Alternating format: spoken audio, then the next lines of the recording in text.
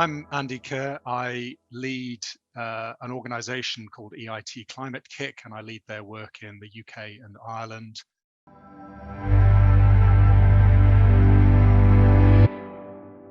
I was always interested as a kid in the world around me, and I ended up coming to Edinburgh to do a PhD on climate change and ice sheets and the sort of landscapes and the interaction between them all.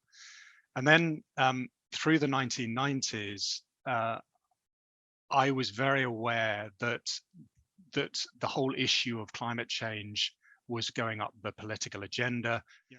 And I was very struck that a lot of the work that I was involved in and my academic colleagues were very focused on the problem, i.e. the problem of climate change, whereas I was increasingly interested in the solutions. And so from then on, from the late 1990s, for the last 20 odd years, I've really been interested in what we can do to try and solve this problem.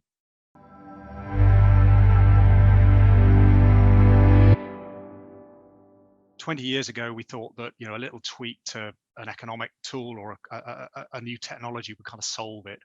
Now we're a bit more mature, a bit more hard-nosed, and we realize that actually trying to tackle climate change means trying to tackle multiple things within society. And so a lot of my work is involved in the nitty-gritty of how do you change systems, how do you change policy, public policy, how do you get new products and services, climate solutions onto the market, how do you look at human behavior, citizen behavior. So it's actually then how do you put all of that together in a place, in a city, in a region, in a country to actually deliver real change.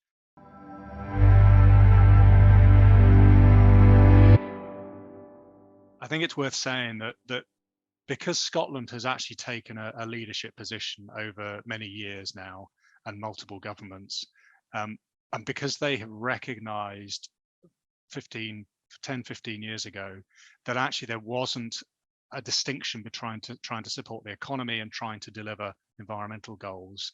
In practice, Scotland has been the ideal place to be based and working around the world on climate change, because it is trying to put together policy frameworks. It is trying to bring businesses, communities, local authorities together.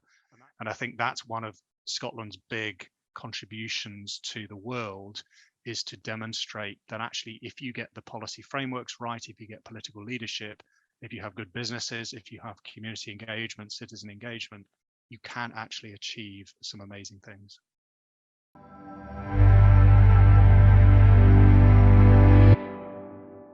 The other thing that is very clear that is emerging from Scotland is that you can't solve climate change independent of other things.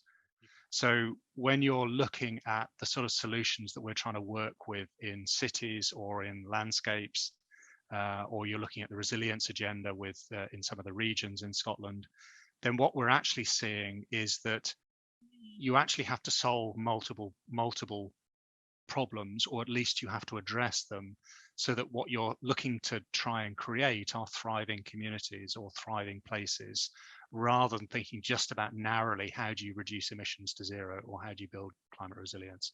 And I think, again, some of the learning that is coming out of Scotland is actually really useful.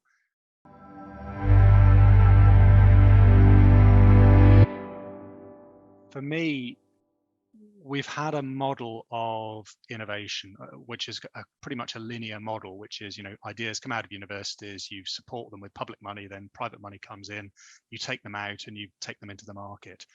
We actually have to be testing ideas all of the time. And so we have to try and change what is quite a risk-adverse world to being one that is much more open to learn by doing. In other words, we don't have all of the answers. We've actually just got to try things out at scale, at speed, and understand and learn from both our successes and our failures. So we need to be much more comfortable with trying things that don't necessarily work.